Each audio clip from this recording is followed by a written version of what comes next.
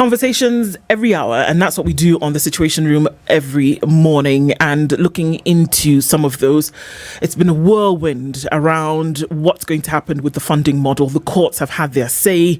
University students, in some cases, are asking, okay, so what happens next? One fund that they've always depended on, is it going to be collapsed? Has it been collapsed? What exactly is happening? And to help us out in that conversation, in the hot seat today is Geoffrey Monari, who is the CEO and Board Secretary of the Higher Education Loans Board, and he's here this morning. Geoffrey, good morning. Good morning. How are you doing? Fine, thank you. Karibu sana. Thank you. We've been talking about you. Everybody's been talking about the board. People have been asking if it's fallen, if it's been collapsed. Is it still there? Can I still apply to HELB funding model? How does it... We're going to do all of that today. Yes. And try and figure it out, right? But before we get into it, because it's going to be interesting, CT, as you know, goes to a different African country every week. He's come back from a really interesting country. He'll tell you which one that is, and he'll share the proverb. In fact, this country is called a thing. It starts with an A, ends with an O. He'll pronounce it for you, because sometimes my tongue does a twist. And then you will please interpret that proverb for us and tell us what it means to you. Yeah? Okay. The country that I've derived proverb from this week is actually an archipelago. That one. Yes. And this is just a collection of extensive islands together. We also have one. It's called the Lamu Archipelago. Mm-hmm. So all those islands that form what we now refer to as Lamu. This one is in the Indian Ocean. Again, like Lamu, those islands are in the Indian Ocean. Mm-hmm. Yes, this country and the union that we now refer to as a country, actually, oddly enough, was formed a very long time ago. Mm-hmm. It was first formed in 957. AD, not BC, okay? Mm. And it lasted for centuries. It lasted until 1513. So, if you're talking about people having a government of sorts and understanding the need to be a union, it started a long time ago. And that's why it has a very old civilization. But the unfortunate thing is this country has witnessed 20 coups and coup attempts. Mm-hmm. Yes.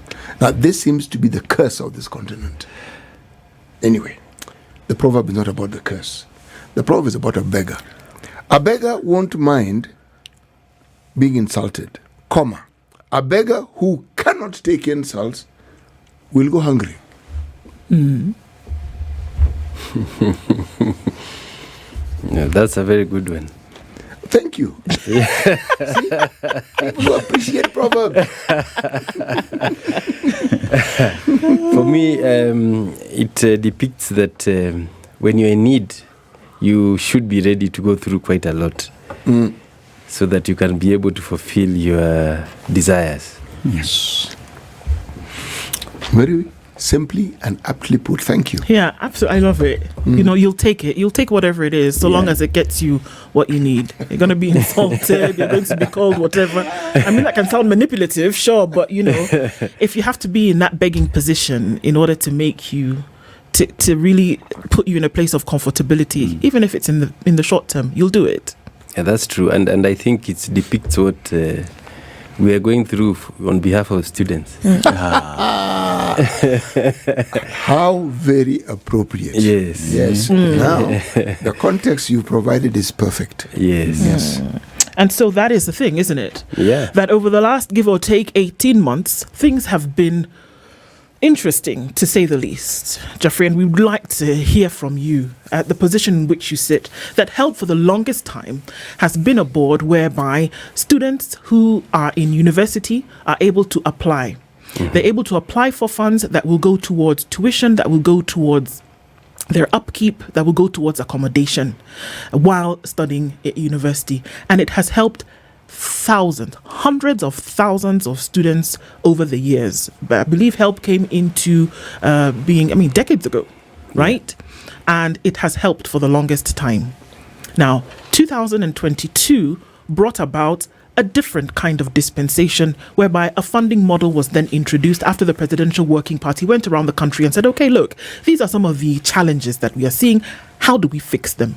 A funding model was then introduced and then brought into question what was then going to happen to HELB, which had really, like I said, helped so many students across levels year on year to essentially fund their university education. So now with the new funding model, which for all intents and purposes, for a lot of people, we still don't really get how it works and what goes where. What does that do for HELB? And many people have been crying, bring HELB back the way it used to be and let us just deal with that. Please give us a situation report of exactly what is going on and where does this all stand at the moment. Thank you. I just want to give a background of where we are. HELB was established by an Act of Parliament in 1995. It inherited all the loans that the government of Kenya had given from 1975-76 financial year. And to date, HELB has given 1,788,442 Kenyans money to go through university and TVET colleges. I am one of those people. Yes. And the total amount that HELB has spent is 179.1 billion Kenya shillings. And as we speak to date, there are 756,946 students who are benefiting, who are still in university, and they are being supported with 45.5 billion Kenya shillings. And 133.6 billion has already matured for repayment. So on 3rd of May 2023, we got into a new funding model. The aim of this new funding model was to ensure that we moved from funding students based on equality and we moved towards equity of funding students. Because we all understand we are not the same.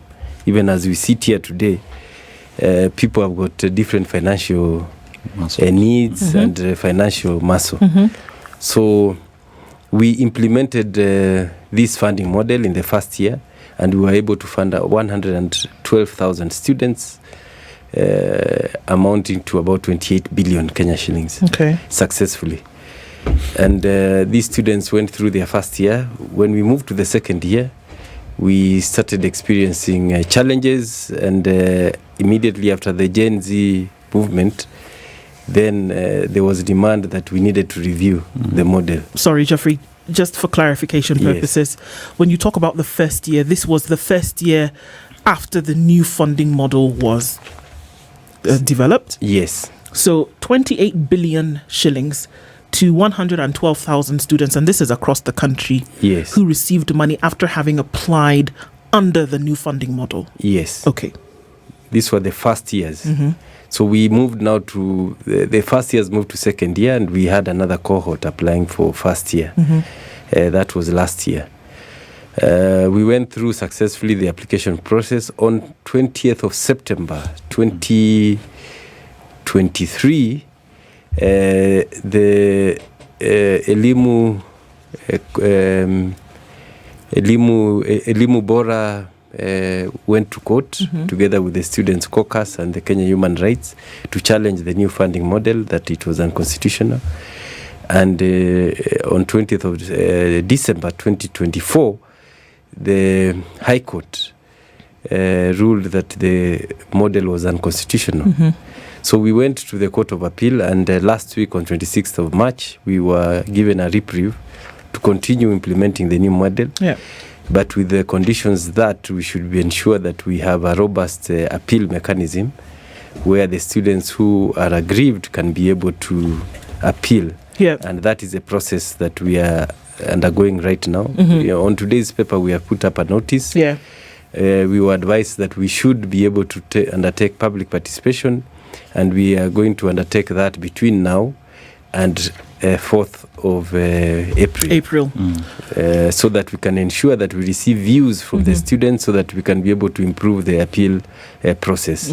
So to date, in this financial year, I want to say that we are funding 707,000 students, 659, amounting to 46.5 billion. And we have been able to disburse to 648,017 students. Total amount of loans that we have disbursed to them is 33.1 billion. And scholarships, we have also been able to disburse 12.8 billion to 218,671 students. Okay. In this financial year alone. Okay. Yes. So this is under the new funding model. Yes. Is the new funding model then operated exclusively by HELB? Is it? No, it isn't. There are other parties. We fund the loan component is funded by HELB. Yes. And the scholarship component is funded by the university's fund. Okay. And together we now have the new funding model. Okay. So you come together. Yes. Into the new funding model. So the talk of collapse of HELB is not a collapse of HELB. It is that the university's fund plus HELB have come together under the new funding model. Yes. Right. Yes. Now, under HELB, which used to fund needy students exclusively before this new funding model, what was the process of then applying for assistance? How would you do it? Would I write a letter? Would I send an email? Would I go to the office and say, I'm a first-year psychology major and I need, because my family cannot? How would I apply and get funding?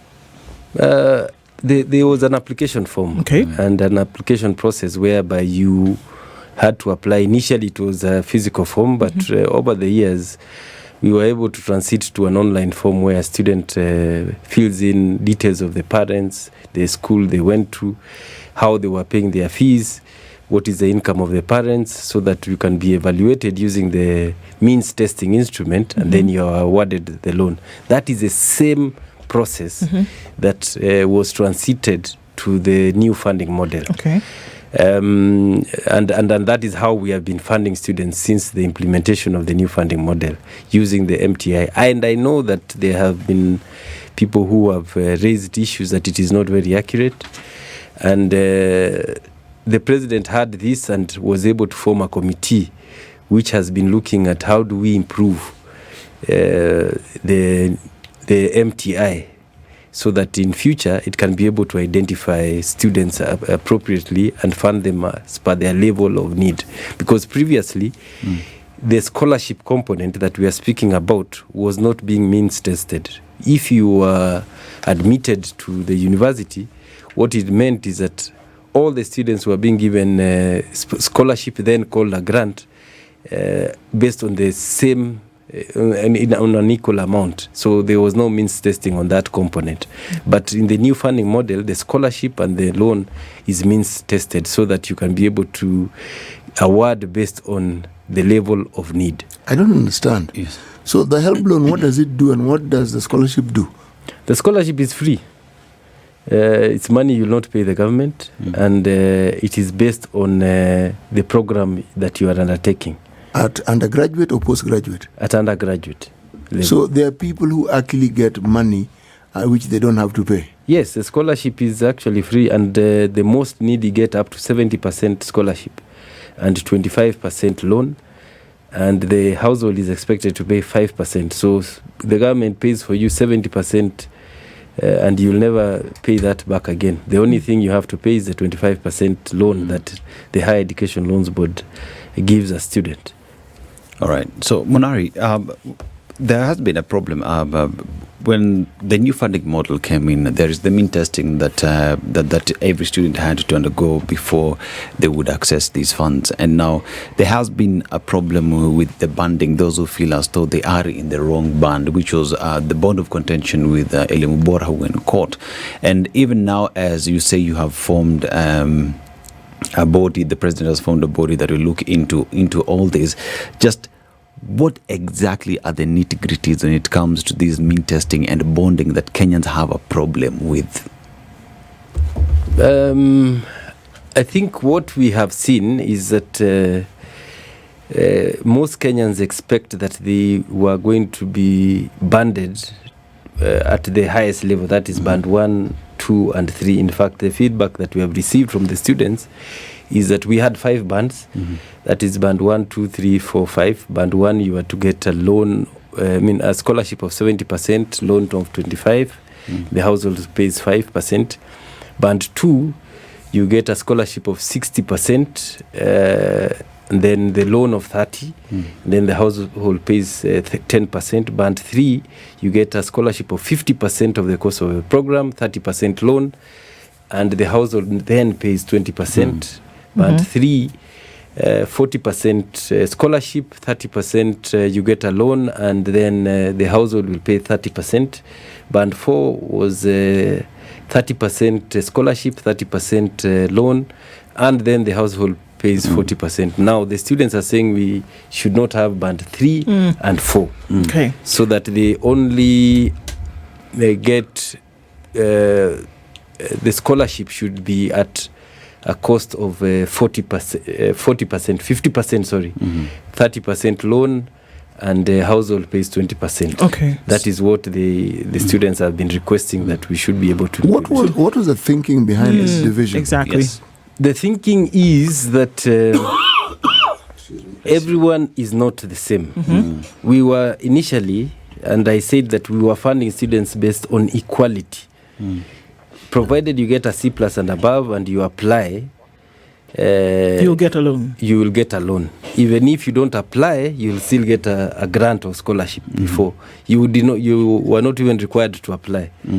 So it meant that provided you get a C+ and you report to any university that you have been admitted, then automatically the government was expected. Okay. Yes. So what changes now? Because essentially what are we saying? That if previously, and this is going to take some time because there are thousands of people who want to understand what is going on. If previously I needed a C+ and an application and I could get a loan and I needed it, it was able to pay for me to go to university, and we're talking about some significant amounts. People were able to get money to pay for their entire education and graduate and finish and then start paying it back when they worked. We're not taking away from the merit. But if that worked, right, are we now saying that under the new model that it's possible that folks maybe who applied and were of a different dispensation economically, maybe lower on the totem pole, then could be getting more money, and that those who were higher on the totem pole economically would get less money? Is that what we're saying? Yes. Okay. Yes. Now, even the assumption is that if somebody comes from a home whereby both parents are working, they have 2.5 bathrooms, they own their home, they're in a mortgage, the assumption is that they can afford to go to university. But we also know that times have changed economically, and so one wonders, are all of these things taken into consideration? So what we're saying is that we want to balance it out, equity, so that people who don't have an opportunity at all, don't have an option, then are considered for more in terms of funding. And the assumption is that people who show you by certain things that they could afford something, then will get less money. How much more is taken into consideration about this person who you see to maybe have more? How then does this change anything that was done before? Because it could be the individual who works on their own and maybe void of their parents' contribution. How are all of those things taken into consideration? We are considering the background of this student because most of these students have just turned 18, so they don't have their own income. So what we are looking at is how is the household income and how can they be able to support education of this student. Therefore, we look at their economic status. Are the parents employed? Which schools did these students attend? And when they were in school, how did they pay for the fees? Okay. Because there are many students who also we are aware who go to good schools but are sponsored. Yes. Therefore, a student is expected to reveal this information during application, that I was able to attend these schools and I was sponsored. Did you attend a private primary school? We all know that many Kenyans do struggle to take children to private schools. Yes. And then in future, so that they can go to national schools. That we are aware of. But are they able to support these children then? We look at the background, and do they have fees arrears? When they go to the secondary school, how do they pay the fees? Do they have any fees arrears? And how much fees were they paying? If you look at the old funding model, the universities were asking for 16,000 Kenya shillings since 1990. Every year, yeah. If you look at the value of 16,000 in 1990 and the value of 16,000 to date, it's not the same. Hence, it is not the same. Hence, universities had already started adding some amount of money so that they compensate that difference. So you could find on average students who are paying between 30 and 50,000. But then currently, what's the number of students we have in universities? We are looking at a student figure of public university around 650,000 students, and in private universities around 200,000 students. All right. Yes. In the 70s, when this university became independent, how many students did we have totally? The first cohort that the government sponsored in 1975 was 1,003 students. Precisely. Yes. So now, compare the numbers, compare the resources, the value of the shilling, what it could do then. At that point in time in 1975, university students had free laundry. Yes. Yes, somebody came to sort out your room for you because the rooms were available. City, you lived in good times. I joined in 1978. And There was still good time. Your laundry? Wow. yes, I'm talking about the 1975 ones. Yeah. In 1978, we got boom. Yes. Food was provided for. The loan was automatic. I'm simply saying the numbers were few. That's why I asked the question. Yes. So it was very affordable. Yes. Somewhere along the line, we didn't plan for this bubble burst that we now have. 650,000 in public. Yes. And then they are private. Then they are private. There was one university. How many universities do we have now? We now have 78 universities. So it's a completely different landscape. Yes, and it's good you've brought that discussion. Look at the KCSE students who got C plus and above. Last year was 246,000. So we expect that 200, when we look at the trends, 85% will apply for. So those are the numbers cooks. So those are the numbers that those we are the look at. numbers, and that is a reality. And that is why we needed to change the funding model. On average, Geoffrey, every year, what is the percentage of those who, and this is first years now, and essentially we're taking that number from those who finish the KCSE, that the majority of them will go to a public university? Or that a majority, or what is the percentage of that number that will then apply for funding? Yeah, just to break down, we expect 85% to apply for placement. Placement, first of all. So we will go to around 202,000 students. And then out of that, we expect about 90% of those to apply. So we'll go to around 190,000 students who will be able to apply for funding. So this 190 essentially, because right now placement is on. Yes.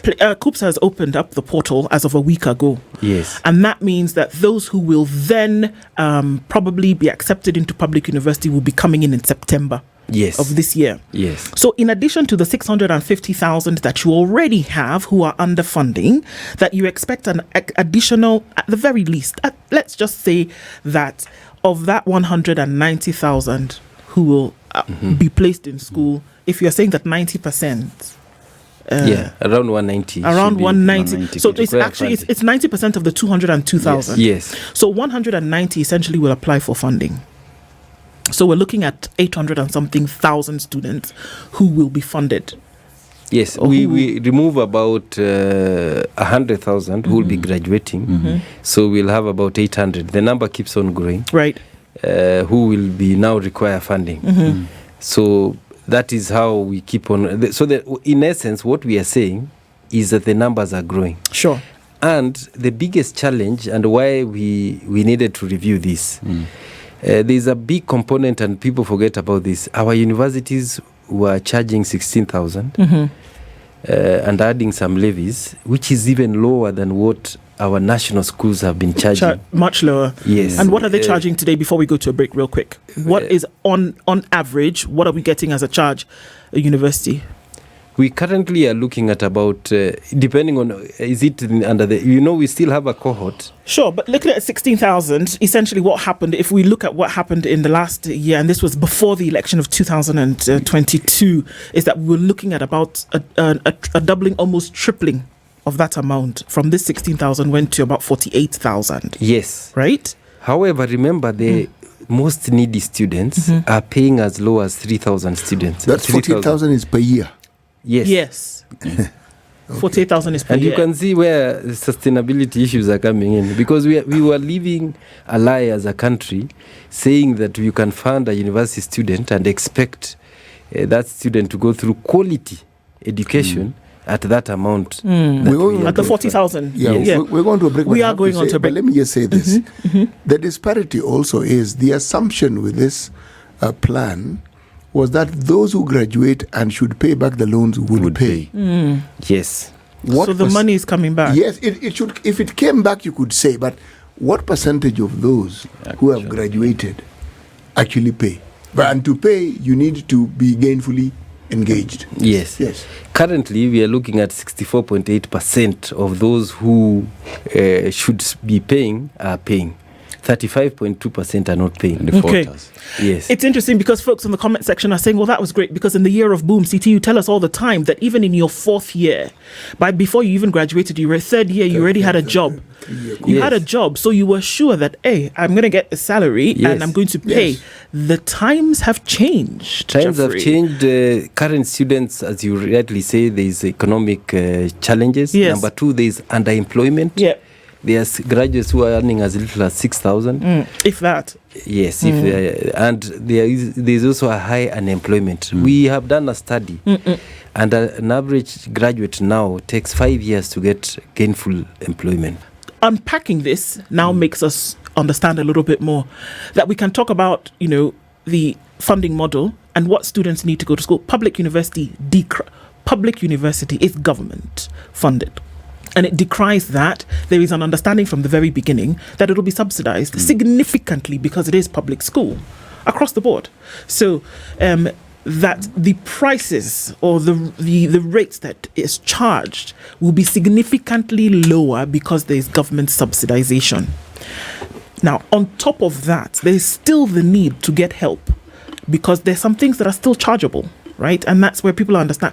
We say this so that we can understand that even if it is public school, doesn't mean you're going to walk into the doors and then do everything you want and walk out without anything. So it's not free. But that even with that, there is a need, and I think it is contributory to this whole conversation where we speak of when we say 20 years ago. No, when did you graduate? 25 years ago? 1981. Oh Lord, okay. Many more years than that ago. Around 40. Ago. Yes. We'll just say ago. That it is incomparable with what government would have then been able to do for students who were graduating, or students rather who were in university, and what we can do now. So when you say public university, it was in that sense that you almost did walk in without paying a shilling and walked out with a lot more than you walked in with. Yes. Taking all of those things into consideration, number one, demographics of population change and increase. When we talk about urbanization, when we talk about the growth of a nation, then one would ask bodies that you have, what would have been the thinking over time when it was requisite for you to say, people are going to grow from how many universities? 2? 1? One. It was one. To 40 years later when you have 78. 78 universities. Okay? Yeah. And then now we're also saying that things then are very different from the way they are now. How would then HELB be, or now let's talk about the model, the funding model, how will it be viable with these other economic situations, what they are today? Whereby the average years that it takes for someone leaving university today to get a job that's sustainable is 5 years. That even when you graduate, there are university students who've done 5 years of an engineering course or 4 years of whatever, and they're earning 6,000 shillings. How is it sustainable? Really, honestly, is it sustainable, this? That is something that we have been grappling with, and I can tell you it is not sustainable based on, and that's why we had to change the model. based on the old funding model, it was not sustainable. There is a component that we need to add. Remember, the universities had accumulated debt of up to 75 billion. And that is where I'm saying it was not sustainable. And that is where we needed to review the model from funding based on equality to equity. Because the old model was funding assuming everyone is the same, and we are not the same. That is the first thing that we looked at. So that we could be sustainable, we moved from funding from equality, and we have moved to equity. Okay. Number two, we are also looking at different avenues in which we can be able to support the universities and the students. We are looking at partnerships with the county governments, NGCDF, and all these institutions, because we realize that there's a lot more money that is going to students from other sources. Therefore, you find some students are overfunded, while some students are not funded properly. Therefore, we have been working with various county governments and MPs who can be able to support people from their constituencies, and we give them a global picture of how do we fund these students, how much have they been given, and what is the shortfall. For example, if a student cannot be able to afford the 10%, 5%, then the other agencies, maybe corporates, can come in and support the same student who requires additional support. Why would it be so difficult, Geoffrey, to collapse all of these funds? And this is the question that we've asked perennially. You can President's Fund, there's a President's Fund, President's Fund, NGCDF, Bursary, County, members of, there's another one. Women Rep has a fund. Under other funds, there's a loan. What's the problem with now collapsing it into what you have that's almost federal in nature, where there's this one big kitty and everybody then is now able to apply from there? Because then that erases this problem that you talk about of overfunding on one end of the spectrum and underfunding on the other side. Why would that be so difficult? That is the ideal situation, and that is what we are pushing to have. However, we need support of legislation so that we can collapse all the others. However, even if we are to collapse, we need to find a way in which the same money that is coming from a certain constituency can be able to fund people from that constituency. We are not saying that we are collapsing so that money that was meant to come from, let's say, Langata constituency or any other constituency, be it goes to Mavoko, for example. Yes, Mavoko. That money should still be able to support students from that constituency. And that is what we are saying should be able to give the comfort to the legislators or anyone that we are not taking away that money to give to somebody else from somewhere else. We are taking that money to support their own people, but based on equity, so that one student who is overfunded, that money can be spread to other students from the same constituency, so that that money can help more students who are able to assist others in future. And they can be able to pay, because currently, most of these funds, the money is given as a scholarship. So it does not revolve for sustainability. What we are saying is that give that money to the Higher Education Loans Board, so that in future, these students, because you're not the same person you went in when you entered university. Sure. When you graduate, your income, the chances of you getting an income is much higher. That idea of yours has been a proponent of that idea for a very long time. Yes, that is the best way to go. Very long time. I opposed it myself. Yes. But now that you present it the way you do, it makes sense. Yes. It makes perfect sense, because you then would actually have a handle on what is available at one time for the services that you need to provide. Yes. So you agree with me? You know, now I do. I guess my thinking then was there are needs that would be known at the local level, and so the money at the local level would do a great deal of good because the needs are known. Whereas that is also true. It doesn't mean that the people who have that need at the local level cannot access this particular fund if it's at that level. Yes. Something that has always confused me, and something which I honestly don't understand. How did the universities accumulate these debts? 75 billion shillings. Yes. Were they not being funded requisite to the needs that they have? Because clearly, with this 75, it means they're also pending bills. How did this, or is that not your purview? And what is, what is the makeup? I think, is it not because essentially you now sit in the model with the university's fund? Yes, right? I can be able, and I've just left the university's fund. Yeah. I can explain what happened. The just immediate model we are using required that the government should fund these universities at 80% of the differentiated unit cost, and the government, the student will What pay. is the differentiated unit cost? Previously, all programs were funded at 120,000. All before 2012. Yes. So if you are undertaking engineering, education, architecture, every program was funded at 120,000. However, all these programs did not require that same amount. So we went into the sector went into finding out how much does it cost, for example, to take through a student in medicine. Okay. That is how the differentiated unit cost came about, because you have the cost of the units. Yes, are differentiated per program. Okay. Therefore, a student who undertakes, for example, BA pays 144,000. Medicine was costed at 720,000 under the differentiated unit cost. That is how it came about. The government was expected to pay 80% of this cost.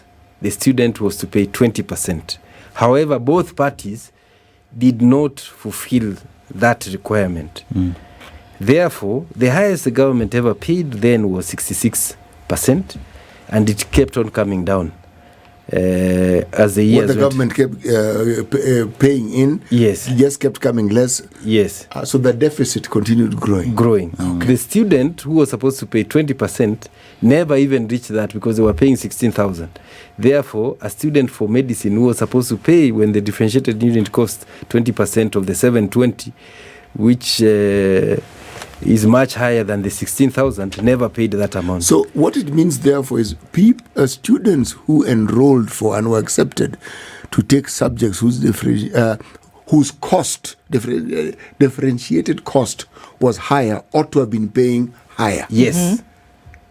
That's what would have bridged this. But they were not. They were not. Everybody, you differentiated the cost of what was being studied, but not the payment that was required from the students. Yes. Okay. Hence the deficit that has been there over the years and accumulating. We reached 75 billion.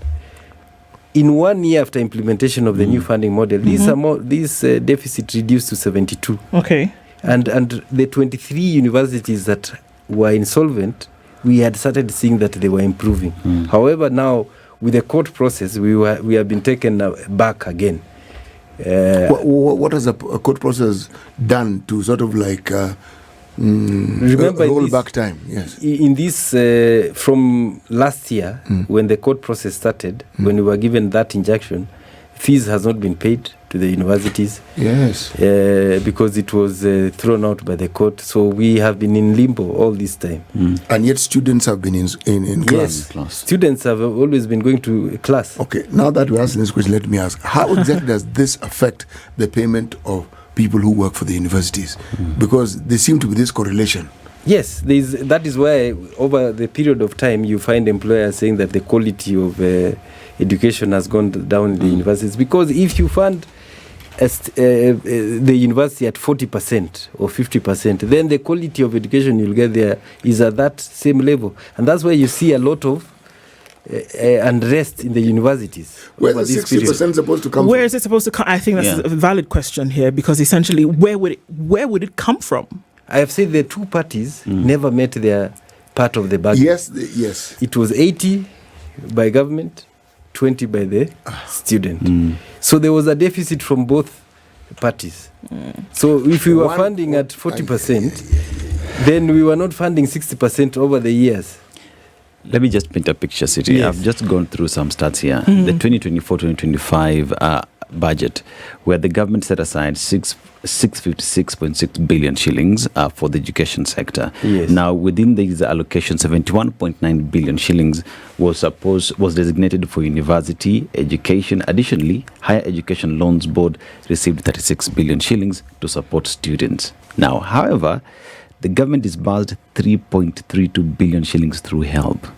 So, with regard to what we get from the government, there is this allocation that as well does not end up to HELB, hence for disbursement. Is that the case?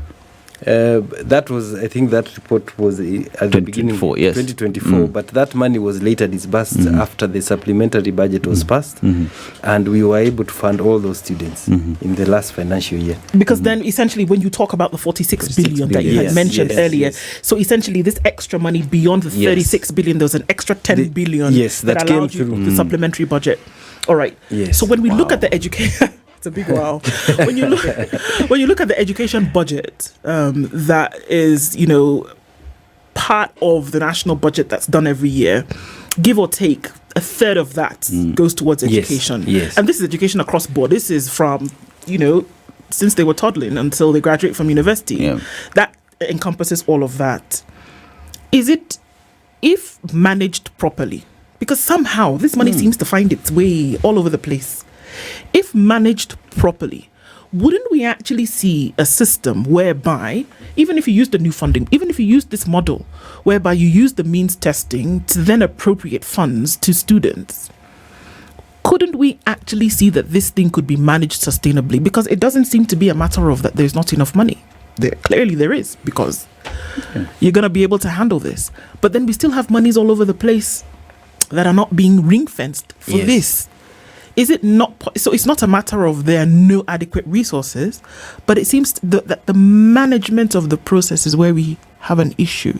Is that true? Yeah, and that's what we are saying, that we need to consolidate all these funds so that they are managed from one pot, and to give comfort to the countries that we will not give the funds meant for a certain constituency or a certain part of the country to another part of the country. We will use the national kitty to distribute across the country.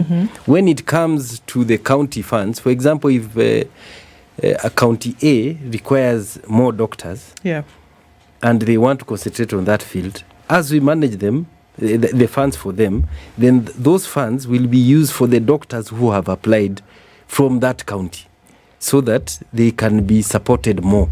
And any extra funds from the national kitty can go elsewhere. But what we shall ensure is that from that county, the people who are supposed to benefit then can be able to get funds from that county, and they can be able to prosper. See, Geoffrey, when you talk about, even as you talk about doctors coming from County A or teachers being trained from County B, we look at it from the fact that these are national resources that are being trained by a national fund. You know what I mean?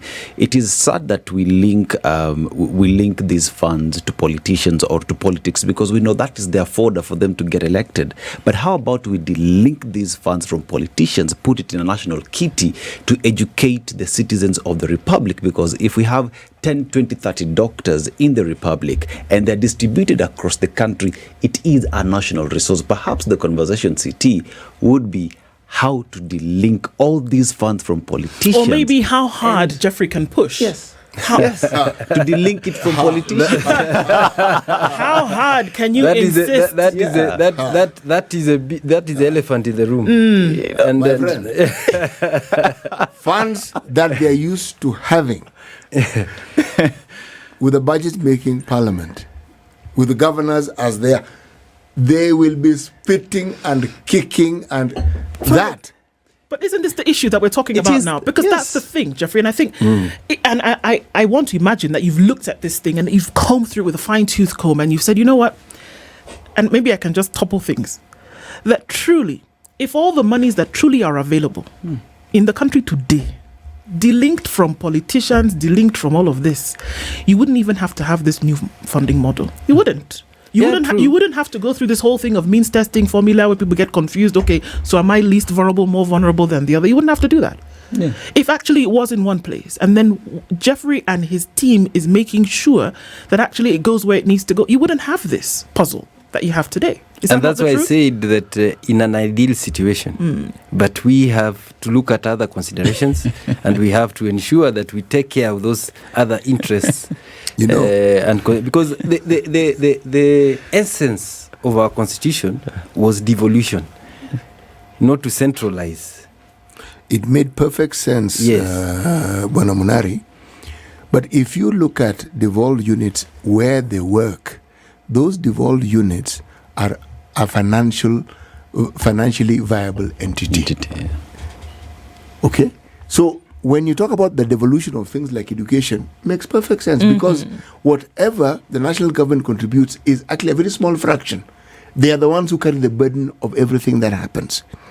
Until we get to a point where we can ascertain that, certain critical ministries like education and health should have been the national government. Because then this discussion will be completely different. Yes. Yeah. Okay. Completely different. Because the moment there's devolution, then somebody says you devolve the function, you devolve the money. resources. Yes. Absolutely. See? So it makes it difficult, and yet all you need to do is say, okay, this. The same logic where we do not devolve the defense forces, we do not devolve the police service. Same logic. Same idea. Yes. So even as we look at this and look at, the intrigues around it, a simple question of now, when folks apply, how soon can they expect to have their money to go to school? Those who are currently in school and maybe have not received funds, or those who will come in September, for example. What's your lead time? Currently, we give students 1 month of application, and within 2-3 weeks, we should be able to give the results. And funds should go to the university 7 days before they report. Okay. Yes. All right. You're a man with a tough job. There's a lot of work to be done, but honestly, really, really think about how far you can push in terms of collapsing all of these monies, and I think it will make your job even easier. That's free advice. That's true. But however, we have seen a lot of support from some of these units, and we have seen MPs bringing money so that we can be able to support them in terms of finding out how much have these students been given from the national kitty. How much do we need to support? Indeed. Because these units have been giving money to students blindly, not knowing how they have been supported. How they've been supported. So it can be done even voluntarily before we move to where it will be done forcefully.